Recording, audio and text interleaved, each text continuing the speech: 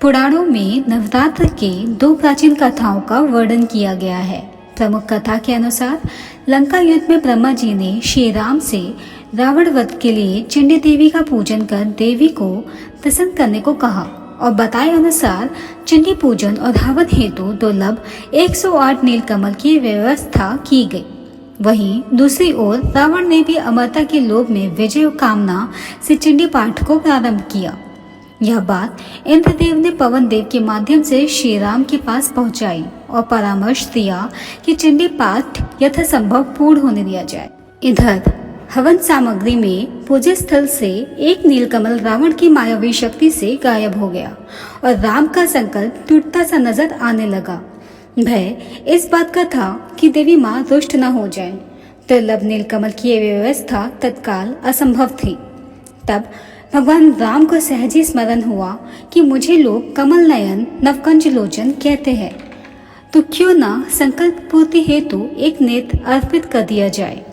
और प्रभु राम जैसे ही तुरीण से एक बाण निकालकर अपना नेत्र निकालने के लिए तैयार हुए, तब देवी प्रकट हुई, हाथ पकड़कर कहा, राम मैं प्रसन्न हूँ, और विजय श्री का आशीर्वाद दिया। वहीं रावण के चंडी पाठ में यज्ञ कर रहे ब्राह्मणों की सेवा में ब्राह्मण बालक का रूप धरकर हनुमान जी सेवा में जुट गए। निस्वार्थ सेवा देखकर ब्राह्मणों ने हनुमान जी से वर मांगने को कहा। इस पर हनुमान जी ने विनम्रता पूर्वक से कहा, प्रभु आप प्रसन्न हैं तो जिस मंत्र से यज्ञ कर रहे हैं उसका एक अक्षर मेरे कहने से बदल दीजिए। ब्राह्मण इस रहस्य को समझ नहीं सके और तथास्तु कह दिया। मंत्र में जया देवी भूति हरणी में हा के स्थान पर का का उच्चारण करे, यही मेरी इच्छा है। भूति हरणी यानी कि प्राणियों की पीड़ा हरने वाली, और करणी का अर्थ हो गया प्राणियों को पीड़ित करने वाली, जिससे देवी दुष्ट हो गई और रावण का सर्वनाश करवा दिया।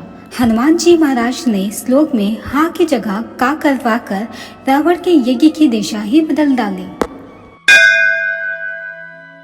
इस पर्व से जुड़ी एक अन्य कथा अनुसार देवी दुर्गा ने एक भैंस रूपी असुर अर्थात महिषासुर का वध किया था। पौराणिक कथाओं के अनुसार महिषासुर के एकाग्र ध्यान से बाध्य होकर देवताओं ने उसे अजय होने का वरदान दिया। उसे वरदान देने के बाद देवताओं को चिंता हुई कि वह अब अपनी शक्ति का गलत प्रयोग करेगा, और प्रत्याशित प्रतिफल स्वरूप महिषासुर ने नरक का विस्तार स्वर्ग के द्वार तक कर दिया। और उसके इस कृत्य को देख देवता विस्मय की स्थिति में आ गए। महिषासुर ने सूर्य, इंद्र, अग्नि, वायु, चंद्रमा, यम, वरुण और अन्य देवताओं के अधिकार छीन लिए थे और स्वयं स्वर्गलोक का मालिक बन बैठा। देवताओं को महिषासुर की प्रकोप से पृथ्वी पर विचरण करना पड़ रहा था। तब महिषासुर के इस दुस्साहस से क्रोधित होकर देवताओं ने देवी दुर्गा की रचना की। ऐसा माना जाता है कि निर्माण में सारे देवताओं का एक समान बल लगाया गया था। महिषासुर का नाश करने के लिए सभी देवताओं ने अपने अपने अस्त्र देवी दुर्गा को दिए थे, और इन देवताओं के सम्मिलित प्रयास से देवी दुर्गा और बलवान हो गई थी। इन 9 दिन देवी महिषासुर संग्राम हुआ और अंततः महिषासुर वध कर महिषासुर मर्दानी कहलाई।